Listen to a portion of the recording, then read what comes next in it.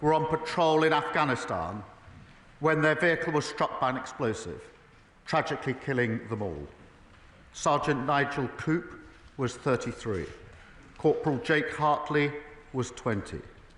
Private Anthony Frampton was 20. Private Daniel Wade was 20. Private Daniel Wilford was 21.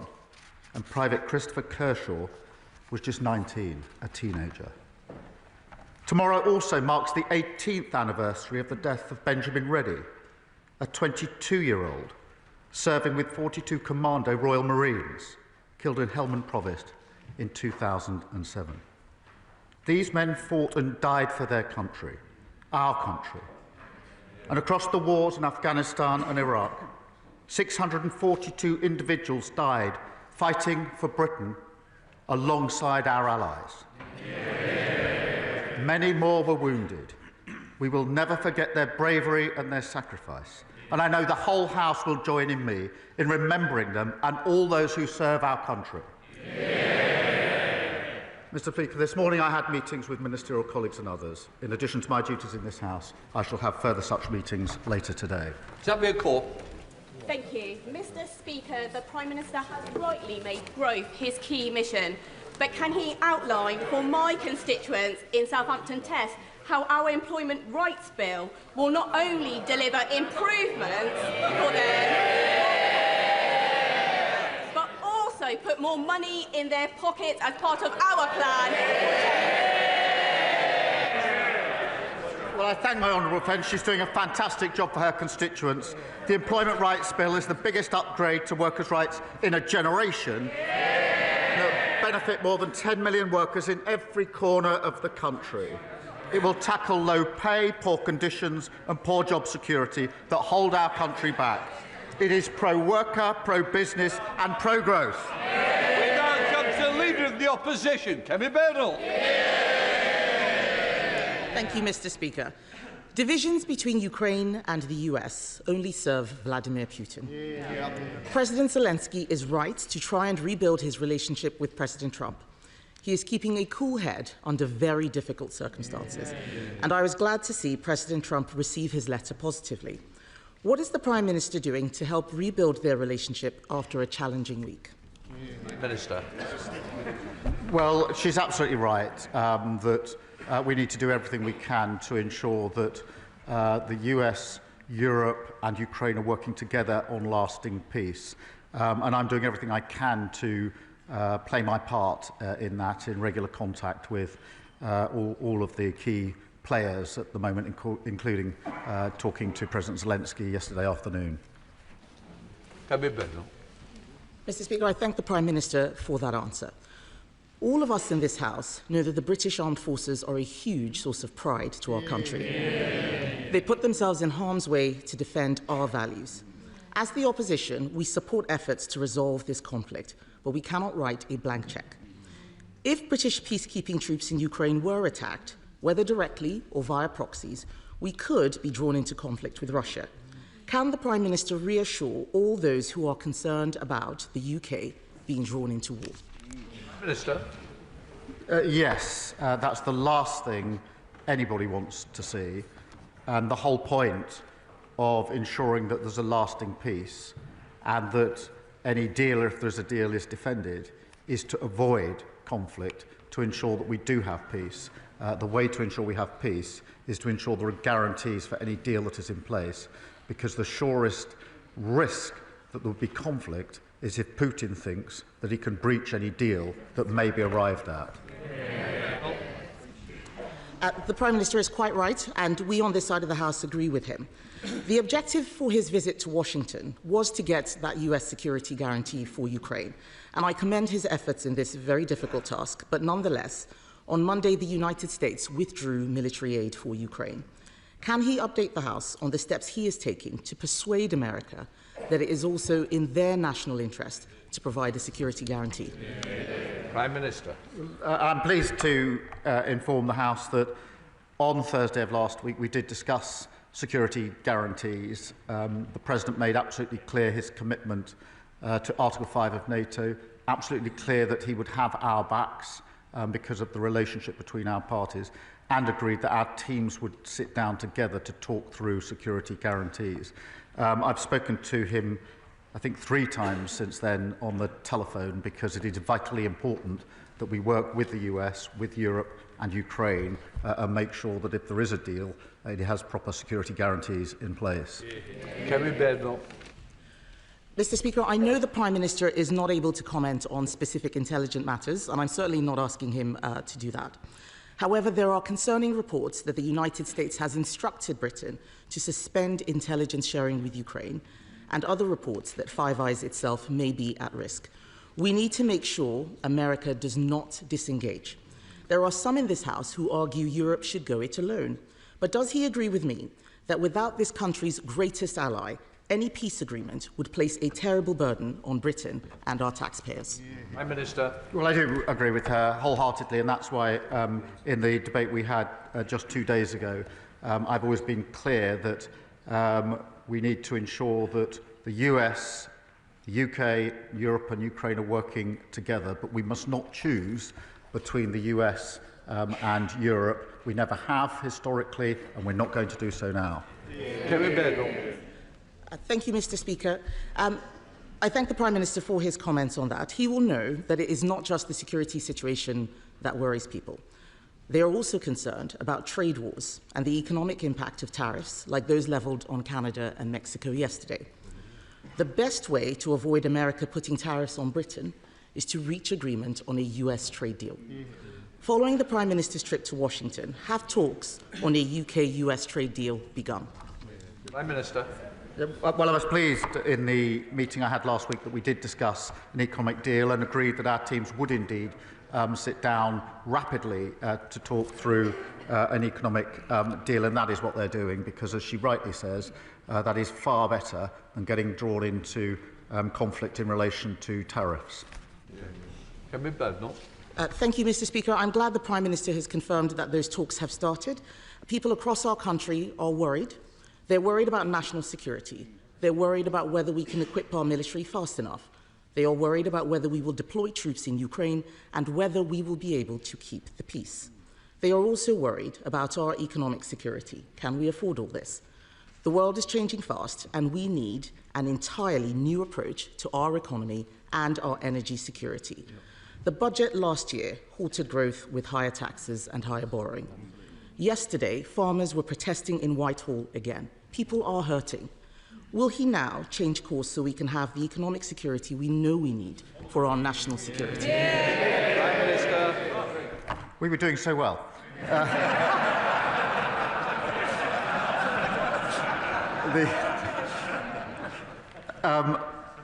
What we inherited was insecurity in our economy. We inherited a 22 billion black hole, and we have now turned that around. We've got the highest investment coming into our economy. We've got wages higher than prices. Got 3 times interest rates have been cut. That's the difference between stability with Labour and instability with the party opposite. Thank you, Mr. Speaker. I commend the Prime Minister for his decisive leadership that he has shown in Europe and at home to bolster our collective security. The £13.4 billion increase in defence spending has been very much welcomed in my constituency of Stevenage. Can the Prime Minister outline how that increase in defence spending will boost jobs and growth in places like Stevenage, and would he like to join me in visiting some of those businesses? Prime Minister. Well, I thank him for his question. Our plan for change is built on national security, and that has to go hand in hand with economic security. And as we're returning to 2.5% for the first time since a Labour government, that investment must mean UK skills, UK jobs and UK apprenticeships. And I was very pleased that on Monday we were able to announce a new hub, a new spending targets to help 12,000 SMEs access the supply chain, which will boost economic growth, and that'll be really important in so many constituencies. And of course I'll consider his invitation. Leader of the Liberal Democrats, Sir Ed Davey. Thank you, Mr. Speaker. Yesterday I visited Kingston's Army Reserve Centre, met members of the Royal Army Medical Service who'd served in Iraq and Afghanistan very bravely. So can I associate myself with the Prime Minister's initial remarks? On Monday, the Prime Minister rightly said a minerals deal only was not a sufficient security guarantee for Ukraine. But since then, the Trump administration has said that a minerals deal is the only guarantee on the table, and President Trump has removed military aid from Ukraine and said that the British cannot share American intelligence with Kyiv. Both those decisions mean more brave Ukrainians will die and further embolden Vladimir Putin. So can the Prime Minister tell the House, does he still believe that President Trump is a reliable ally? And if Ukraine does not get a sufficient security guarantee from this White House, what is the Prime Minister's plan B? Prime Minister. Well, Mr. Speaker, look, we work very closely with the United States on defence, on security and on intelligence. We have done for many, many years. We're intertwined, and of course they're a reliable ally. We are operating on that basis day in, day out across the world, as he knows. In relation to the situation as it develops, obviously our main focus, our only focus, is on a lasting peace in Ukraine. There are many moving parts, there are many discussions to be had, but what I'm doing is staying focused on what I think is the single most important outcome, which is a lasting peace in Ukraine, which is good for Ukraine, for Europe, and of course essential for the United Kingdom. Sir Ed Davey. The Prime Minister knows we all support him in that effort. But can I take him back to President Trump's reliability? 4 British women have accused Andrew Tate of rape and human trafficking, and British police have issued arrest warrants. The Tates have tried to escape justice, first to Romania and now to the United States, but I'm delighted that Florida has thankfully opened a criminal investigation.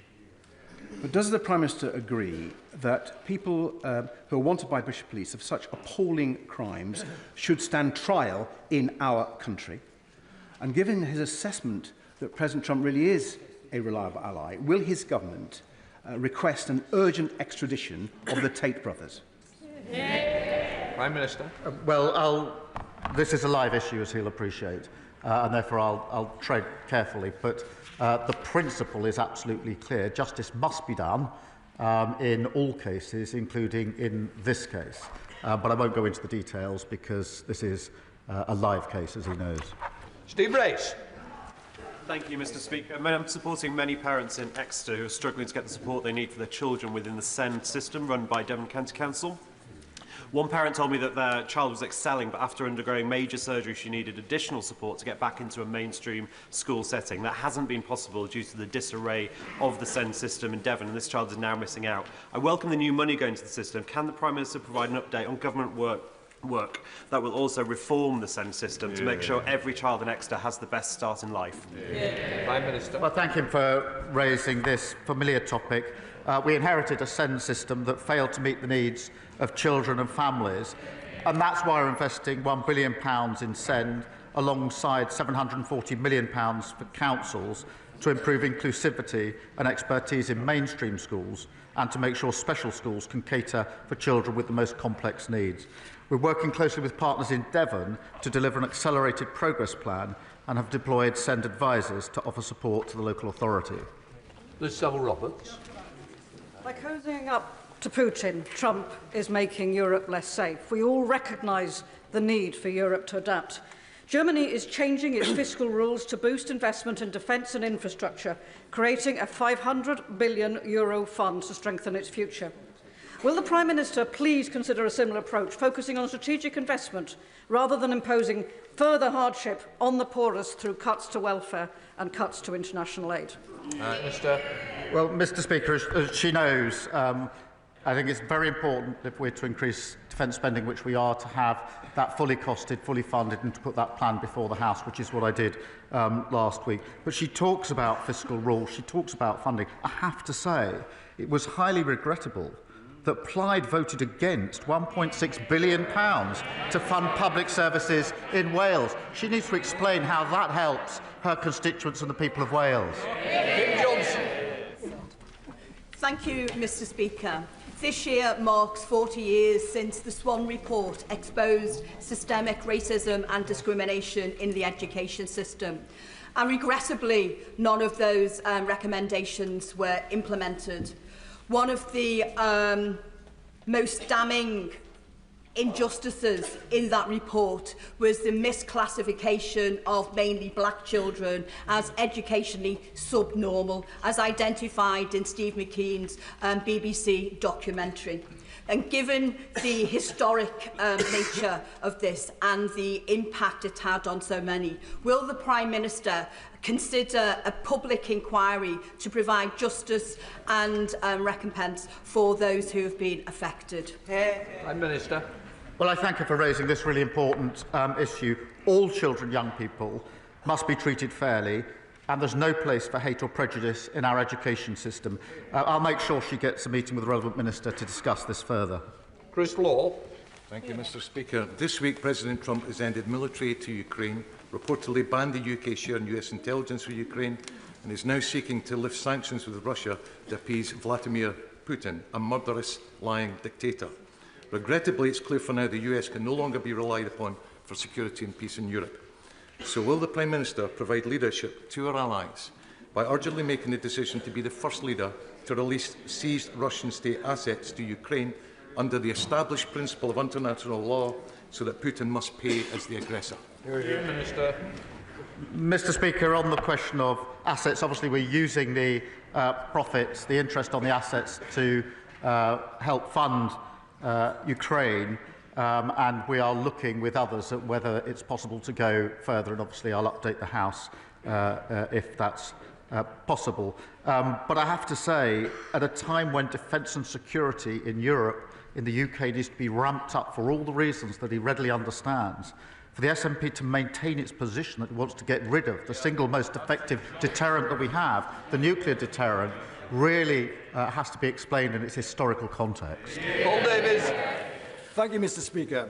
Labour is rolling out free breakfast clubs in primary schools, starting with 750 schools, including Scapegoat Hill Junior Infants School in my constituency. Under the Tories, only 1 in 10 schools had these clubs. Labour will make them available for all children. This will help break down barriers to opportunity for every child. I know the Prime Minister is as determined as I am to tear away the link between background and success. So will you update the House on how we are going to do that through Labour's plan for change? Minister. Well, I thank him for his question. Labour promised free breakfast clubs in every primary school, and the first 750 will open in April, giving every child the best start in life through our plan for change. It will also put up to £450 a year back in the pockets of working families. I'm delighted, Mr. Speaker, to say that 2 of the breakfast clubs will be opening in the constituency of the Leader of the Opposition in April, and I hope she'll welcome them when they do. Ian Solomon. Thank you, Mr. Speaker. On Monday, the Prime Minister talked about creating defence jobs across the country as we rebuild our defence industrial capacity. So will he and the government bring forward an urgent plan for skills in the defence sector? And does he agree that does he agree with his Education Secretary that the strategy for defence skills should sit purely under the Department for Education and an underpowered executive agency? Prime Minister. Well, I thank him for raising this, because it is a duty to increase our spending on defence and security, but it also does provide an opportunity for jobs across the country, and that's good jobs, well-paid jobs, skilled jobs, as he rightly identifies, but also jobs with a real sense of pride, and we are working on that. Emma Lulberg. Thank you very much, Mr. Speaker. My lovely granddad, John Henry Richardson, passed away in 1998 from work-related asbestos exposure. Today in South Shields, we have one of the highest death rates from this silent killer in the United Kingdom. Will the Prime Minister please look at introducing a national digital register so we know where this asbestos is, and commit to a phased removal of it from public buildings? Prime Minister. Well, I'm sure I speak for the whole House when I say I'm very sorry to hear what happened to her grandfather. These are just awful cases, and the deaths are terrible.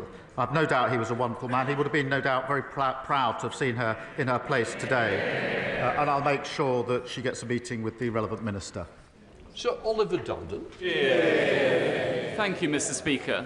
St Hilda's Girls' School looks set to join Emmanuel Jewish Prep as the second school in Bushey alone forced to close because of Labour's VAT hike. This is a double hit to aspiration. First, the parents, many of whom not wealthy, who have described the significant sacrifices they have made to send their children to these schools. And secondly, to the excellent local state schools, including the one that I attended, which simply do not have the places, meaning this policy won't even save money. So may I therefore urge the Prime Minister, even at this late stage, to look again at the failures in this policy. Prime Minister. I don't doubt the aspirations of all parents in relation to their children. But I mean all parents. What we've been able to do is to make sure we release the funding to ensure that our state secondary schools have the teachers they need. And there's no point the party opposite pretending that they're interested in state education when they left them without the teaching they needed. Dr. Richard Ball. Thank you, Mr. Speaker.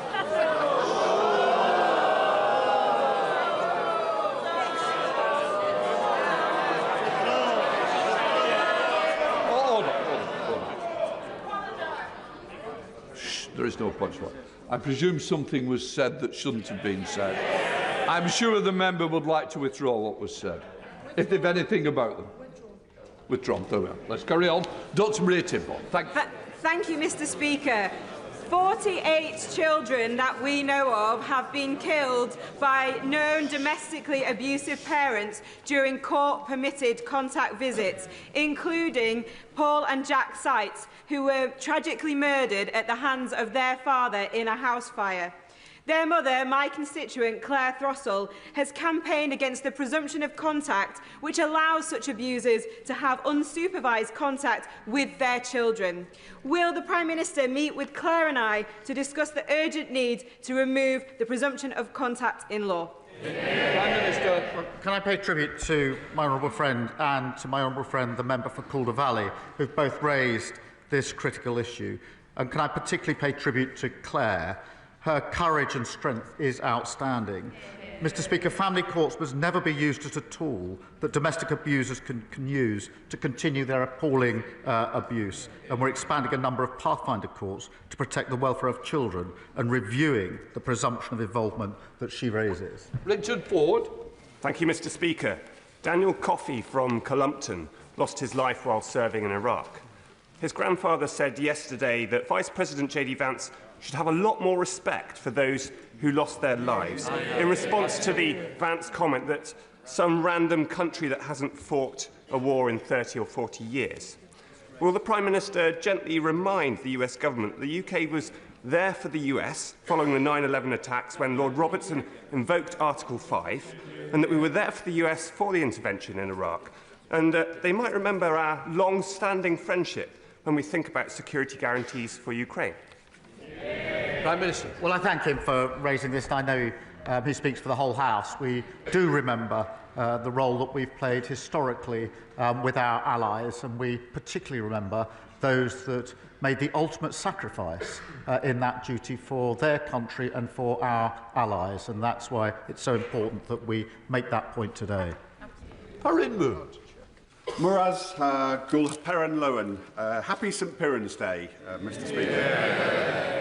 To the hundreds of thousands of people in Cornwall and around the world who are today celebrating St Piran's Day, will the Prime Minister confirm our government's commitment to national minority status for Cornwall, and will he join me in wishing Cornish folk the world over a very happy St Piran's Day?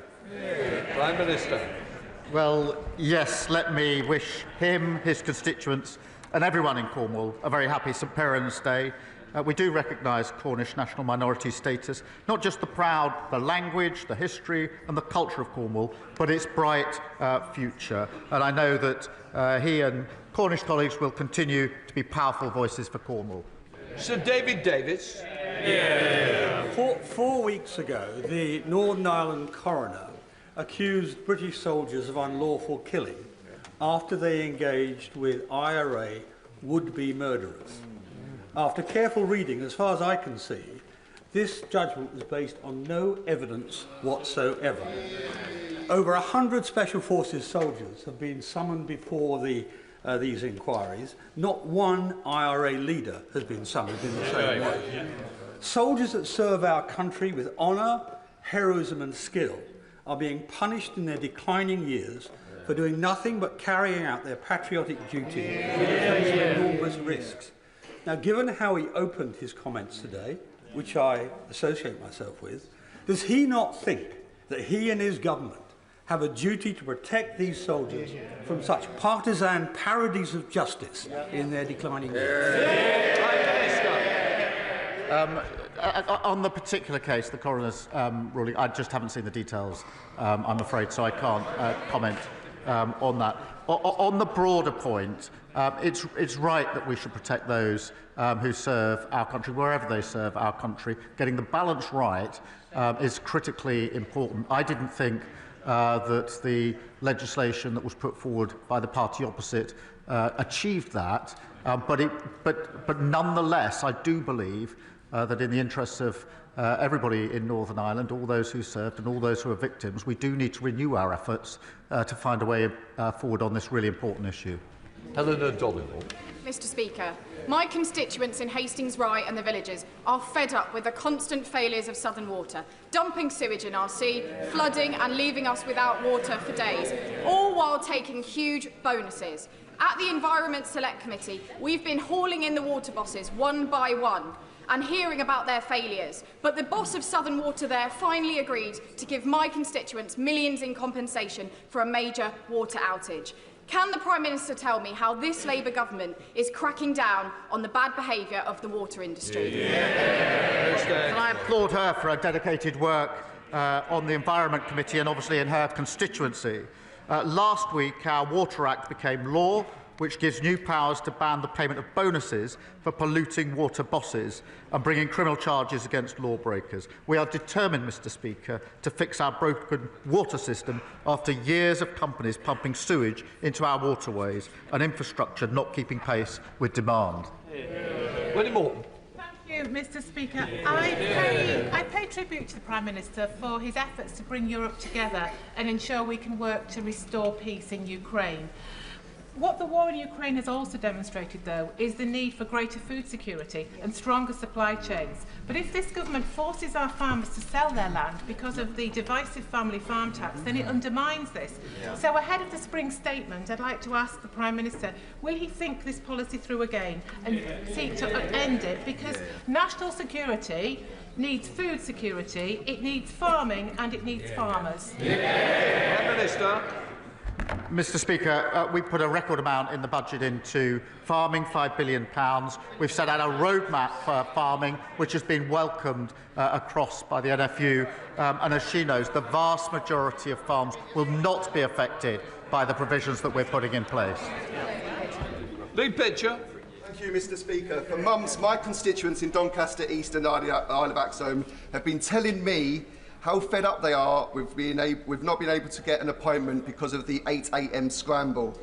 The last thing they need when they're ill is to have to pick up that phone and wait and fight again to be first. It's great news that the government's new GP contract will start to resolve this. But can the Prime Minister reassure my residents who can't use technology that they will still be able to book an appointment? Prime Minister.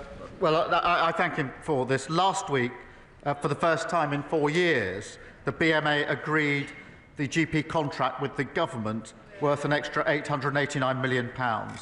Patients will be able to request appointments online from October, but I can absolutely reassure my honourable friend and others that this will free up the phones for those who need them most and help end the 8 a.m. scramble. Rosie Duffy. Thank you, Mr. Speaker. Under his Labour government, does the Prime Minister believe the UK's estimated 3 million millionaires should contribute more to our vital national security? Or is it just the world's poorest by no longer benefiting from our international aid programmes, or the shameful almost 6 million children living in poverty in this country who should be paying for it? What happened to the wealth tax, Prime Minister? Prime Minister. Well, I think all should and all do make a contribution at this vital time. Mike Tapp. Thank you, Mr. Speaker. These are delicate moments for the country, and the Prime Minister has led with British values, moral courage, decency, as a true statesman, and with skilled and careful diplomacy. All elected politicians in this House, Mr. Speaker, must appreciate that everything we say could impact that diplomacy. Does the Prime Minister agree that a united House could help us achieve that lasting peace? Well, let me broaden out his words to the whole House, because I do think that it's hugely to the credit of this House that it is speaking loudly in a united way with one voice in the face of Russian aggression. And that is why we must have lasting peace based on the sovereignty and security of Ukraine. But it certainly helps to all of those observing across the world to see this House speaking powerfully with one voice, united across these benches, and I'm very pleased that we're able to continue in that way. Seamus Logan. Thank you, Mr. Speaker. The Scottish fishing industry, by volume and value, is the biggest in these islands. And within my constituency, the port towns of Peterhead and Fraserburgh represent a very large share of that industry in terms of the land it catch and its processing. Now, I'm sure the Prime Minister enjoys the occasional fish supper. So does he agree that their interests and their future must be secured and enhanced as his government pursues economic growth and resets its relationship with the European Union, especially through the forthcoming trade and cooperation agreement negotiations, so that the jobs of the people who work in this sector can never be made expendable for the sake of some other interest? Prime Minister. Well, thank you for raising this, and do recognise the huge and historic importance of the fishing industry in his constituency and others. I'm determined to make the sector more secure, sustainable and economically successful. We've already secured over 720,000 tonnes of fishing quota for the year, worth up to £920 million, including agreements with the EU and with Norway. We also want to tackle problems about labour shortages that he will be familiar with. I'm pleased that his constituents in Peterhead will benefit from £20 million under our plan for neighbourhood, but absolutely do everything we can in relation to this issue. Thank you, Mr. Speaker. Medway Maritime Hospital in my constituency of Gillingham and Raynham has today received a very concerning CQC report following an inspection of the emergency department in February last year. Testimonies include patients having to wait up to 50 hours to be seen, and others being told to soil themselves because there were staff that were not available to take them to the bathroom. Will the Prime Minister please outline what this government will urgently do to tackle the crisis in our NHS after 14 years of absolute Tory mismanagement? Prime Minister. Well, thank her for raising this case. Her constituents deserve the highest standard of care. The party opposite left the NHS in an absolutely dire state. We're investing £26 billion, and our reform plan will cut waiting lists. And I'm really pleased, Mr. Speaker, to say that waiting lists are down, and we've delivered over 2 million extra appointments to get the NHS back on its feet. Final question, Richard Holder. Thank you very much, A marriage between first cousins carries significant health issues, many of which aren't even knowable until post-birth. When practiced generation after generation, there is a significant multiplier effect. In addition, the real impacts for the openness of our society and women's rights in our country are also significant. After all, there are significant dynamics in sharing a same set of grandparents. On Friday, this government has a choice to let my bill go through to ban first cousin marriage to committee stage. Will the Prime Minister think again before instructing his whips to block this legislation? Prime Minister. Mr. Speaker, we've taken our position on that bill. Thank you.